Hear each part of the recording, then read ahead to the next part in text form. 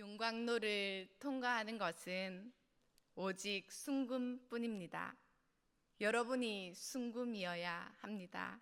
아니면 다 탑니다. 오늘 이 시간에는 고난이 올 때라는 제아의 하나님 말씀을 함께 나누고자 합니다. 사랑하는 성도 여러분, 고난은 좋은 것입니까? 아닙니까? 어떻게 생각하십니까? 물론 고난은 좋은 것이 결코 아니죠. 성경을 보면 인간이 범죄함으로 말미암아 고난이 세상에 들어왔습니다. 그런 의미에서 고난은 심판이라고 할 수 있습니다. 그런데 성도들의 삶을 가만히 들여다보면 멀리서 볼 때는 그렇게 평안하고 고난 하나 없어 보이는 사람이라 할지라도 가까이 다가가서 보면 고난에서 면제된 사람은 단 한 사람도 없다는 것을 알게 됩니다. 그러니 우리가 살아가는 이 현실 속에서 고난이라는 문제는 누구도 피할 수 없기에 오늘 우리는 고난을 어떻게 바라보고 어떻게 통과해야 하는지를 잘 알아야 합니다. 고난은 먼저 고난 자체가 주는 고통이 있습니다. 경제적인 어려움이라든지 육체의 질병이라든지 자녀들의 문제라든지 또 직장에서 실직 당하는 등 그 자체만으로도 크나큰 고통이 있습니다. 그런데 고난은 여기서 멈추지 않죠. 고난은 그 고난 자체보다 더 악한 영향력을 가지고 있습니다. 고난은 절대로 고난으로만 머무르지 않습니다. 고난은 심령 깊은 곳을 상처 주고 낙담하게 하고 낙심의 구름이 우리 영혼을 덮게 하고 삶의 의욕을 잃어버리게 합니다. 영적인 능력까지도 잃어버리게 합니다. 고난은 또 거기서 멈추지 않습니다. 고난은 또 사람을 방탕으로 이끌게도 합니다. 찢어지는 가난 속에 그 고통을 견디지 못하고 자포자기하는 심정으로 살아가는 자가 불량배가 되든 범죄자가 되든 망가지더라라는 말입니다. 또 고난은 우리를 더 악한 모습으로 변하게도 합니다. 우리에게 고통을 주었던 그 사람을 원망하면서도 시간이 지나고 나면 그 사람보다 더 악한 모습을 가질 때가 있습니다. 남자들이 군대에 가서 저런 선임은 되지 말아야지 하면서 막상 후임이 들어오면 똑같은 모습으로 하지 않습니까? 그럼 여자들은 괜찮습니까? 시집살이가 너무 힘들었어. 나는 며느리를 들이면 절대로 저렇게는 하지 않으리 해놓고 그 자리에 가니 더하더라라는 말입니다. 그런 의미에서 고난은 일종의 늪이며 수렁이라고 할 수 있습니다. 우리가 수렁에 빠졌을 때 움직이고 벗어나려고 하면 할수록 더 깊이 빠져드는 것과 마찬가지로 고난도 한 번 빠지기 시작하면 여러 가지로 삶이 무너지고 관계가 깨어지고 어렵게 되더라는 말씀입니다. 제가 성도님들과 대화를 나눠보면 고난의 수렁 가운데 빠져있는 성도님들을 심심찮게 만나게 됩니다. 마음속에 짐이 있고 한이 있고 또 맺힌 것들이 많은 분들이 정말 많습니다. 그러나 언제까지 우리가 그 자리에만 머물러 있을 수는 없지 않습니까? 고난에서 벗어나는 삶을 살아야 합니다.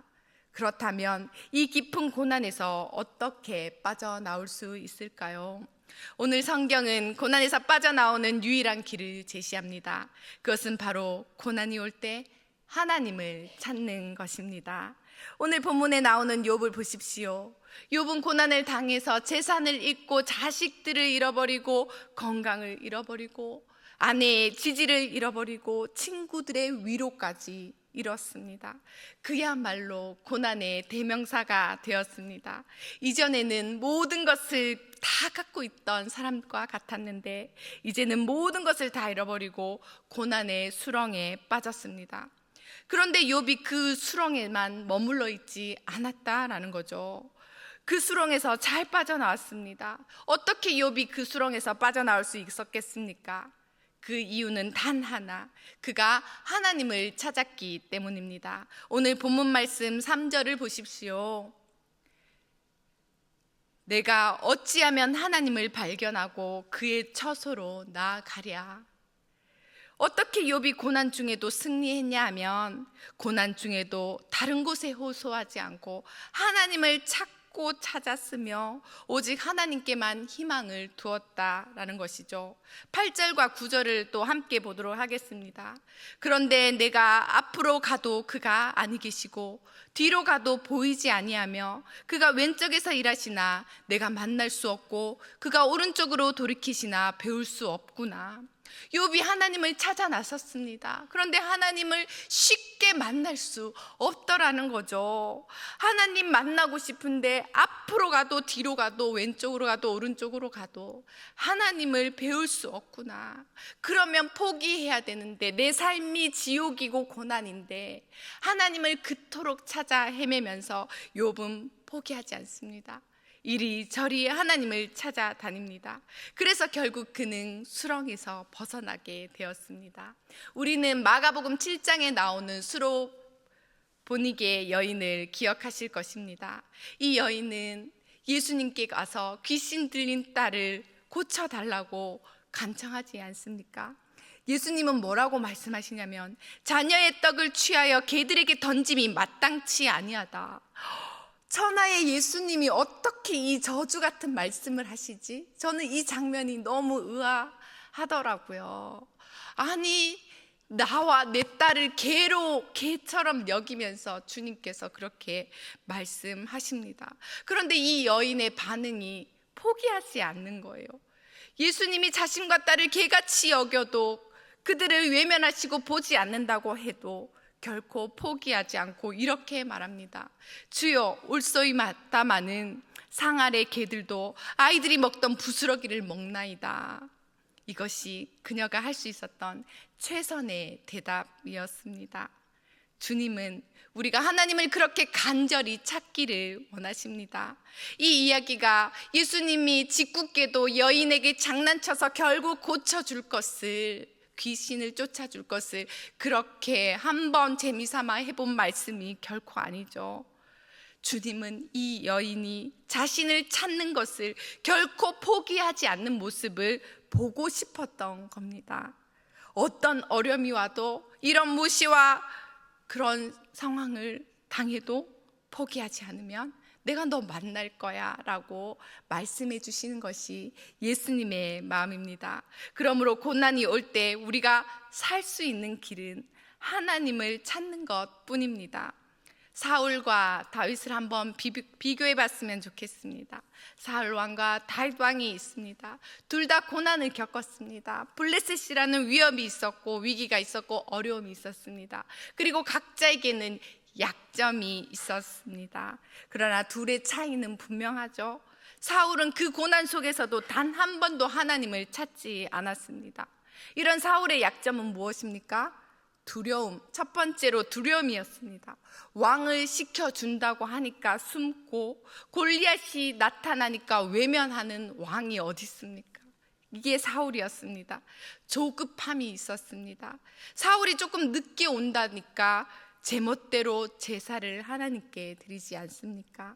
하나님이 일하시는 것을 기다리지 못합니다. 그리고 매사에 핑계댑니다. 어려움이 있으면 남들에게 다 뒤집어 씌웁니다. 충동적이었습니다.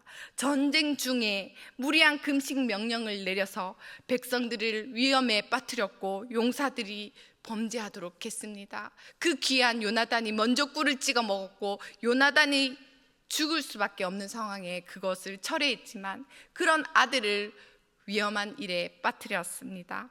그리고 그에게 시기와 질투가 있었죠. 다윗은 만만, 사울은 천천. 그 얘기를 참지 못합니다. 그래서 분노했습니다. 분노를 다스리지 못해서 자신을 위해 수금을 연주하는 다윗을 향해 창을 던져서 죽이려고 하지 않습니까? 얼마나 어리석은 행동입니까? 이게 다 사울의 약점입니다. 두려움, 조급함, 핑계대고 충동하고 질투하고 분노하는 것. 이것이 비단 사울에게만 해당되는 이야기일까요? 사실 우리도 똑같지 않습니까? 우리도 조급하고 우리도 두려워하고 우리도 분노하며 그렇게 사는 사람들입니다. 그런데 사울이 이 모든 약점 가운데서도 하나님을 찾지 않았다라는 것이죠. 그래서 어떻게 됐습니까? 그 두려움으로 망하고 그 조급함으로 망하게 되는 것입니다. 조급한 성격이 그를 무너지게 만들었고, 핑계대는 모습이 분노를 자아내게 했고, 그 약점이 자신을 무너뜨려 버렸다라는 말입니다. 그러면 다윗은 어떻습니까? 다윗도 마찬가지죠. 다윗에게도 약점이 있었습니다. 다윗도 똑같이 두려워했고, 똑같이 간음하는 죄를 지었고, 똑같이 그러한 성정을 가졌다라는 것입니다. 그러나 다른 점이 무엇입니까? 그는 하나님을 찾았습니다. 그 많은 시편에 하나님을 노래했습니다. 시편 27편 1절 말씀을 보면, 여호와는 나의 빛이요 나의 구원이시니 내가 누구를 두려워하리요. 여호와는 내 생명의 능력이시니 내가 누구를 무서워하리요. 두렵습니다. 두려워하는 중에 내가 하나님이 나의 능력이 되시니 나는 무서워하지 않겠습니다 라고 고백하는 것입니다. 두려움으로 시작했지만 찬송으로 끝났습니다. 예수 믿는 우리도 똑같은 두려움이 있습니다. 그러나 우리가 다윗과 같은 승리하는 삶을 살아야 하잖아요. 그러면 그러한 인생이 되려면 우리도 하나님을 찾으면 됩니다. 다윗이 사울과 다르게 성격이 좋았냐면 그렇지 않습니다. 그도 분노심에 사로잡혔죠. 나발을 죽이려고 했습니다. 아비가일이 말리기 전까지 만 해도 분노로 사람을 죽일 수 있는 사람이었습니다. 그런데 그 분노심도 하나님을 찾는 사람이 되니 그 성품이 변화되었습니다. 압살롬에게 쫓길 때 시므이가 쫓아오면서 다윗을 저주하면서 하는 말이 있잖아요. 사무엘하 16장 7절 말씀입니다. 시므이가 저주하는 가운데 이와 같이 말하니라. 피를 흘린 자여 사악한 자여 가거라 가거라. 왕에게 저주, 재수없는 놈아 꺼져라 꺼져라 하는 그 정도의 심각한 말을 퍼붓고 있는데 다윗의 반응이 놀랍습니다. 주변에 있던 사람들, 아비새가 나가서 내가 가서 저 사람의 목을 가져올까요? 라고 말하잖아요. 그때 다윗이 이렇게 말합니다. 12절의 말씀, 사무엘하 16장 12절. 혹시 여호와께서 나의 원통함을 감찰하시니니 오늘 그 저주 때문에 여호와께서 선으로 내게 갚아주시리라 하고, 그가 분노를 컨트롤할 수 있게 된 이유는 그가 하나님을 찾았기 때문입니다. 그 시므이의 저주조차도 하나님이라는 시각으로 바라볼 수 있게 되었습니다. 하나님이 저 저주 때문에 내 삶에 있는 악을 선으로 바꿔주시겠지, 그렇게 변화시켜 주실 줄 믿습니다 하고 나아가는 겁니다. 하나님, 내가 범죄한 것 압니다. 내 약점을 압니다. 저 저주 때문에 나를 불쌍히 여겨주시고 건져 주시옵소서. 이것이 다윗의 마음이었습니다. 그러므로 우리는 모든 성도들이 우리는 하나님을 찾는 자가 되어야 합니다. 고난은 누구에게나 있습니다. 그러나 하나님을 찾는 자는 그 고난 가운데 삽니다. 성경은 고난을 용광로로 표현하고 있죠. 오늘 본문 10절 말씀을 보십시오. 우리 함께 10절 말씀을 읽도록 하겠습니다. 그러나 내가 가는 길을 그가 아시나니 그가 나를 단련하신 후에는 내가 숭금같이 되어 나아오리라. 아멘. 내가 지금 고난의 용광로로 들어간다는 것입니다. 그런데 고난의 용광로로 들어가더라도 나올 때는 숭금이 되어 나오게 된다는 이야기를 하고 있습니다. 영적으로 건강하면 그 뜨거운 고난의 용광로도 오히려 우리를 단련시키고 정금같이 빛나게 빚어지고 더 견고하게 되어 나온다라는 것입니다. 그러므로 우리는 영적인 건강이 있어야 이런 일이 있다라는 것을 알아야 합니다. 내가 건강하면 고난이 와도 고난을 뚫고 나갈 수 있습니다. 고난을 이길 수 있는 능력만 가지고 있으면 우리가 고난 그 자체를 두려워할 것이 아니라라는 것이죠. 영적인 건강만 있으면 고난도 내게 유익이 됩니다. 그러므로 영적으로 건강하면 고난도 축복이 된다는 그 말씀을 이해할 수 있게 됩니다. 사랑하는 성도 여러분, 우리가 건강해야겠습니다. 육신으로도 건강해야 되고 영적으로 건강해야겠습니다. 그러나 건강이 없으면 그 영광로가 오히려 우리를 다 태워 죽일 수 있습니다. 고난이라고 다 유익을 주는 것이 아닌 것처럼 말입니다. 현대의학에서 그런 얘기를 하죠. 옛날에는 심장병이나 중풍이나 암 같은 그러한 나이 65세 이상이 걸리는 병, 그것을 노인병이라고 했습니다. 그러다가 시간이 지나니까 65세 이상만 걸리는 것이 아니라 40대도 걸리고 그 노인병이 젊은 사람에게도 나타나더라라는 것이죠. 그래서 의사들이 모여서 그 이름을 바꿨는데 성인병으로 바꿨습니다.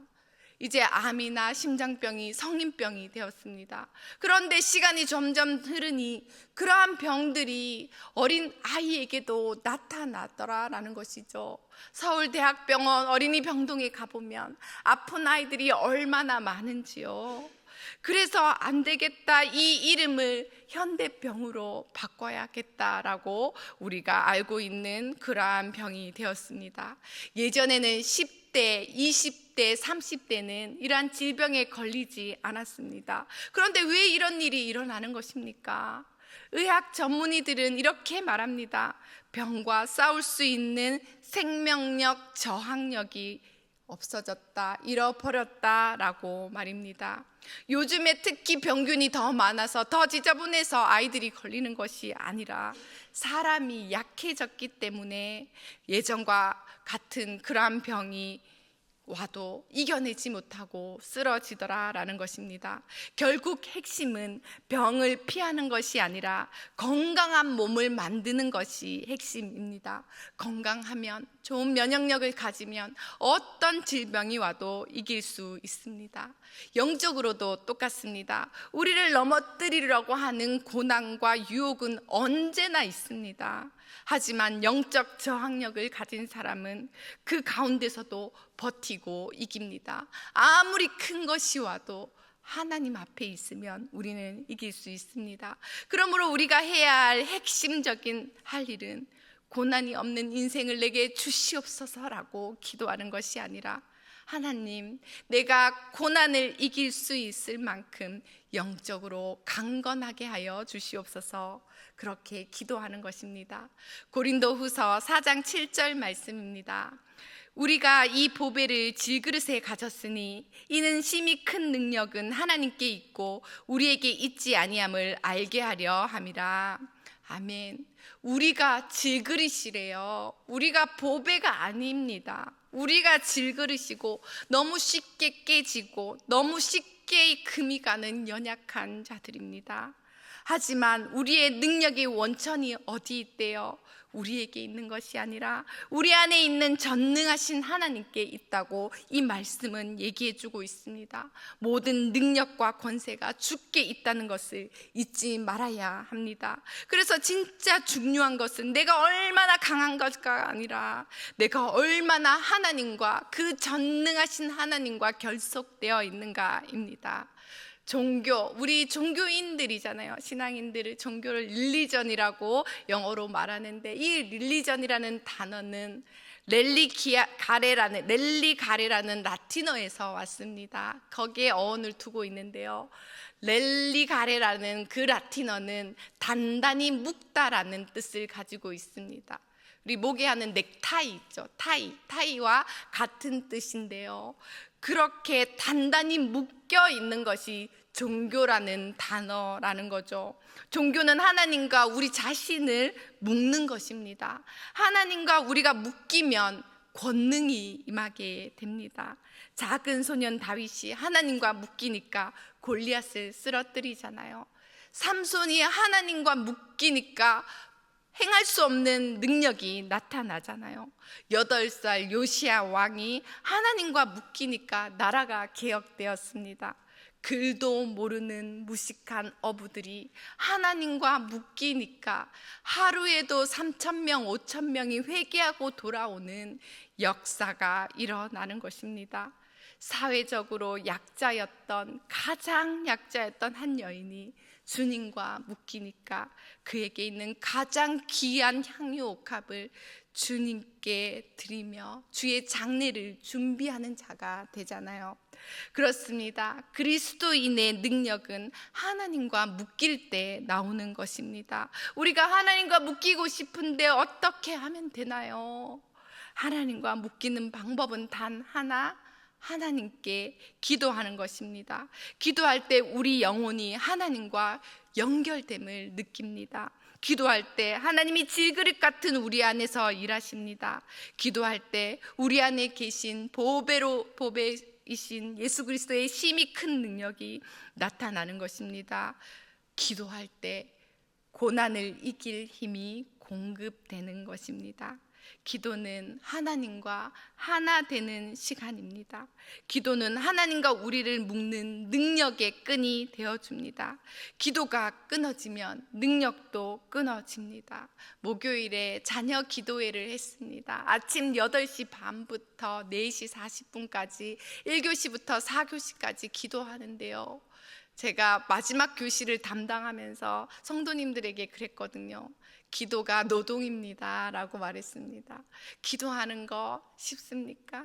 인내하며 하나님의 능력을 구하며 그렇게 기도하는 것입니다. 그러므로 고난이 올 때 우리가 해야 할 일은 기도하는 것입니다. 기도가 하나님께로 향해 있을 때 하나님이 우리를 붙들어 주십니다. 고난을 이기려면 영적인 건강함과 함께 반드시 필요한 것이 있습니다. 그것이 바로 인내입니다. 기다릴 줄 알아야 합니다.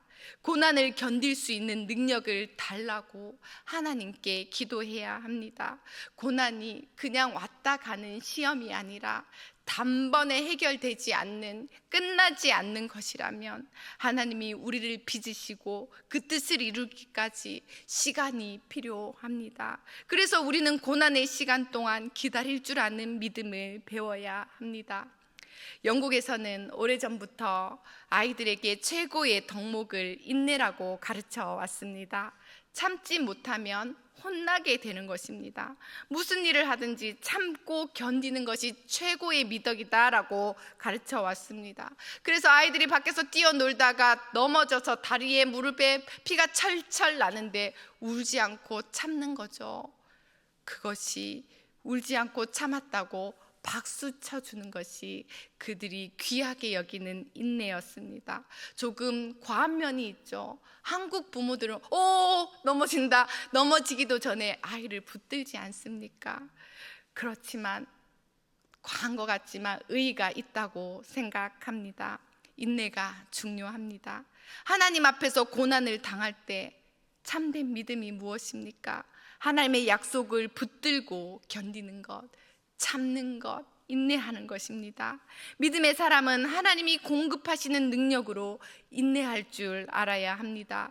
성도는 하나님의 뜻이 무엇인지를 기다릴 줄 알아야 합니다. 영국 국적의 큰 여객선 타이타니코를 잘 아실 것입니다. 타이타니코가 침몰할 때의 일화가 있습니다. 배가 침몰하기 직전에 사람들이 우왕좌왕하잖아요. 아비규환의 상황 속에서 혼돈에 빠졌습니다.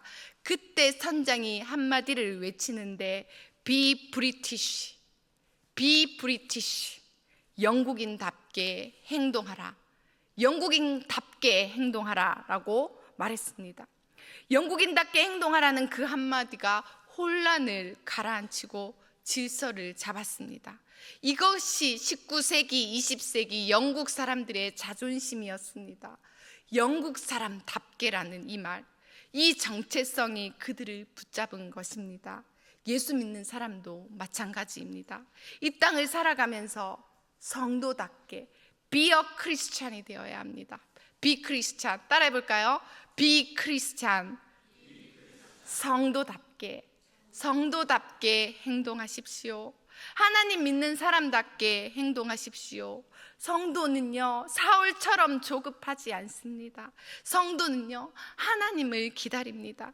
성도는 사울처럼 조급함으로 무너지는 인생이 아니라 하나님이 일하실 시간을 기다리는 사람입니다. 그래서 성도의 표지는 인내입니다. 아, 저 사람 크리스찬이구나, 인내하겠구나.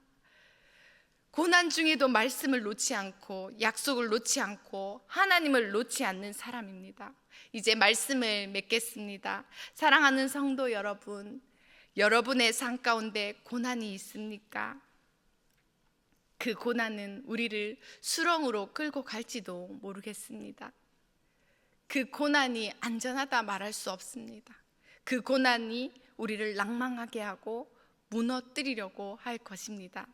그러나 그가 나를 단련하신 후에는 내가 순금같이 되어 나오리라는 욥의 고백처럼 하나님을 찾는 사람, 기도로 하나님과 결속되는 사람, 인내로 고난을 통과하는 사람들에게는 고난은 더 이상 저주가 아닙니다. 그것을 믿으시기를 바랍니다. 어떤 고난 속에서도 하나님을 찾는 믿음으로 승리하셔서 끝내 순금같이 되어 나아오시는 저와 우리 모든 성도님들이 되시기를 주님의 이름으로 축원드립니다. 기도하겠습니다. 자비로우신 하나님 아버지, 고난 속에서도 주님을 찾는 것이 우리의 살 길임을 믿습니다.